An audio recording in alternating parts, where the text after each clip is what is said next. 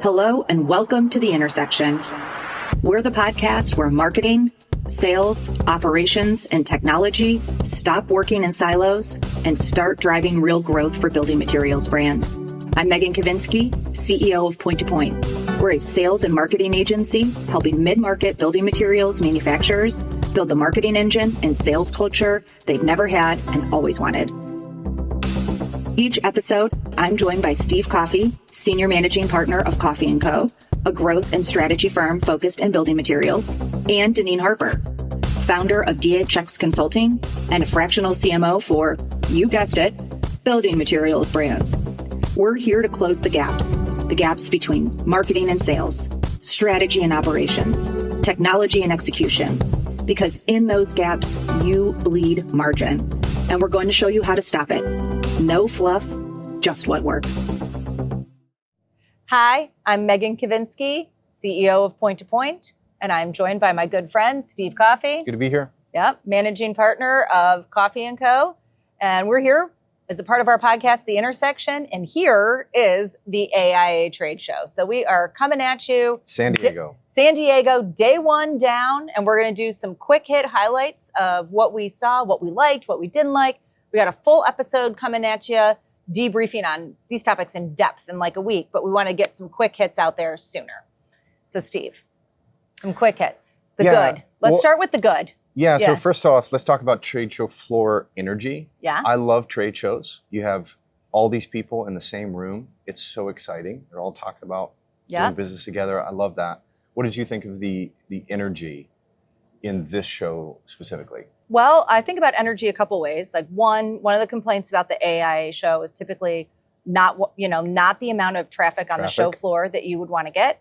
And I think it delivered very well on show floor traffic from my non-numerical, non-quantitative, eyeball only point of view, right? So I haven't seen anything about the number of attendees compared to last year's, but it felt, more attended, better attended.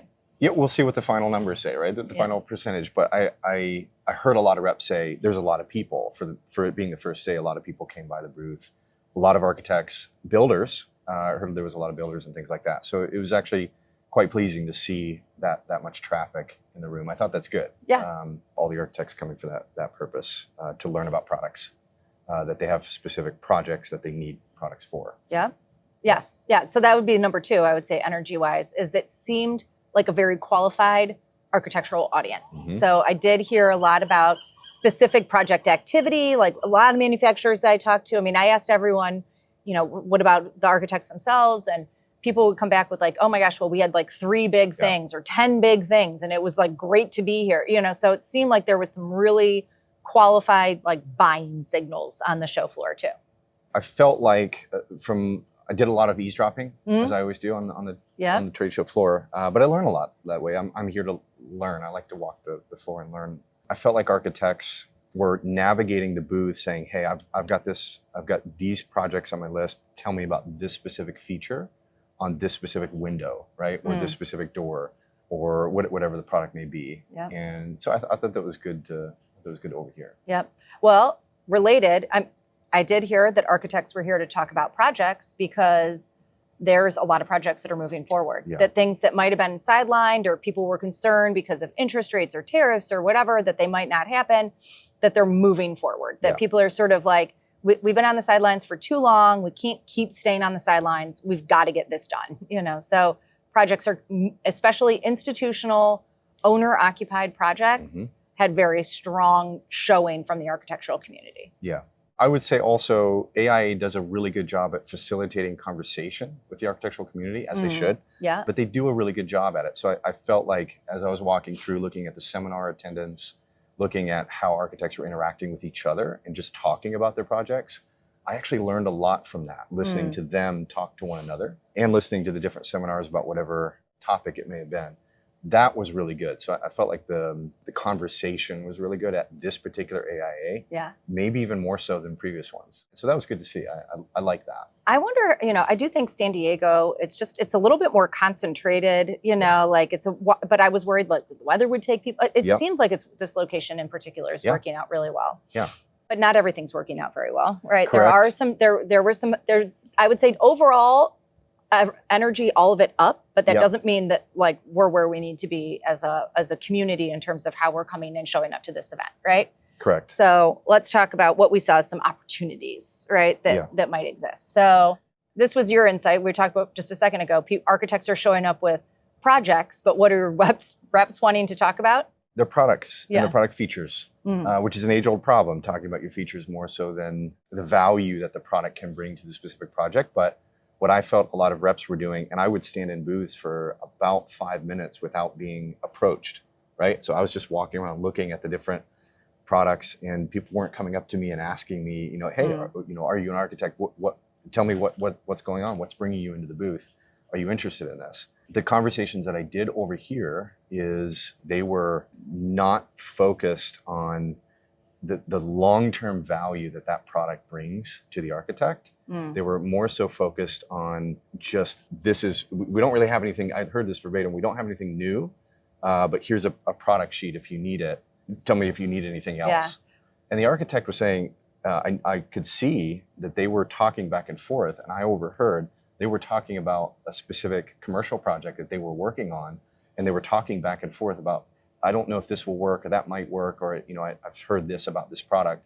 And so the rep missed a total opportunity to engage that team to buy them into the brand. Yeah. Even if that specific product didn't work. Yeah. When I felt all across the floor, that was a missed opportunity, what I felt. Yeah, I do a lot of eavesdropping too, because I'm similar to you. I'm like, I want to hear what kind of questions the architects have. And then I also want to see other manufacturers are showing up for that. And what I saw over and over again was they would lead by talking about like what was in their booth versus like asking them like, well, what kind of projects are you working on? What kind of firm are you with? Blah, blah, blah, to try and like figure out the best way to get into the story or understand more of the background and their motivation. It was like, well, I'm here to talk about product A, so I'm going to bring you in and I'm going to talk about product A. So they did not show up well that way. Exactly. I feel like manufacturers need to help architects be better value engineers, right? It's not just about the design anymore.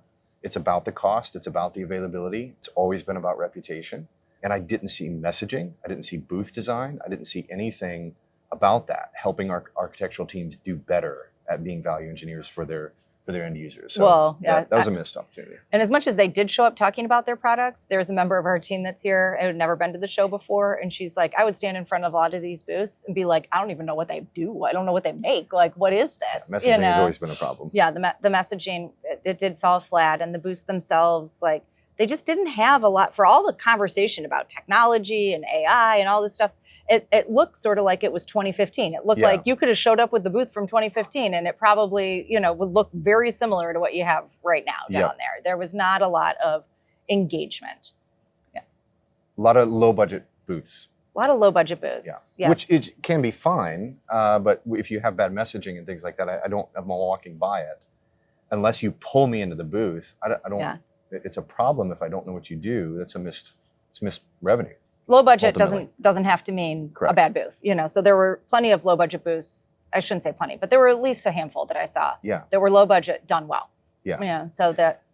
You mentioned technology. That's a big conversation piece for both manufacturers internally, executive teams, and how companies are utilizing technology, and for architects, and how they're changing, how their environments are changing, how they're using technology. What did you see at the show specifically about that? I didn't see any technology in any booths. I did notice that there used to almost be like technology row of different platforms. Mm-hmm. It was a lot more integrated into the overall show floor. And there is more of but I do feel like the architecture firms are having way more of a technology conversation than the manufacturers are, and at least in a public way. And it's all still new and happening so fast. The manufacturers are working on, like, I really hope that the leap between 2026 and 2027 is better use of visualizer tools and things like that. Or everyone right now, I can't tell you how many clients we're working with where we're talking about their design assist services and like that didn't get brought forward at all down there either, you know? So, and if anything, they were showing that they were just product reps and not able to do design assist from the way they were handling some of the conversations that we were just talking about, So, that did not show up well. Yeah, I don't feel like it showed up well in the booth design itself. Neither did it show up in the conversation as much as I expected it to. I see, and I had a conversation with an architect about this where she said that buildings are becoming data sets. they're collecting so much information on energy use and efficiency, all of those different components. So integration is a big problem that I didn't see talked about. There's a lot of tools down there, right? A lot of different tools, visualization, or whatever it may be, companies that have products and solutions and things like that. But the integration between the architect and the manufacturer is something that I felt was missing. I didn't hear manufacturers or reps talking to architects about that. Like, here's how we're going to help you value engineer this building or this home to be a profitable asset for its owner. And that's what architects are having to do, is engineer that based on costs or availability or whatever they're doing. So I feel like that was a missing piece that I expected to hear more of. Hear more about. Yeah. I guess in summary, maybe the conversations weren't as sophisticated as I was expecting them to be, for where the industry is as a whole. So, but that's our initial quick hot takes, good, bad, more to come. We have lots of pictures, lots of videos from the show floor. We're going to bring back, share with you, and be able to put more identity behind these concepts that we're talking about right now. Thanks for joining us for this episode of The Intersection.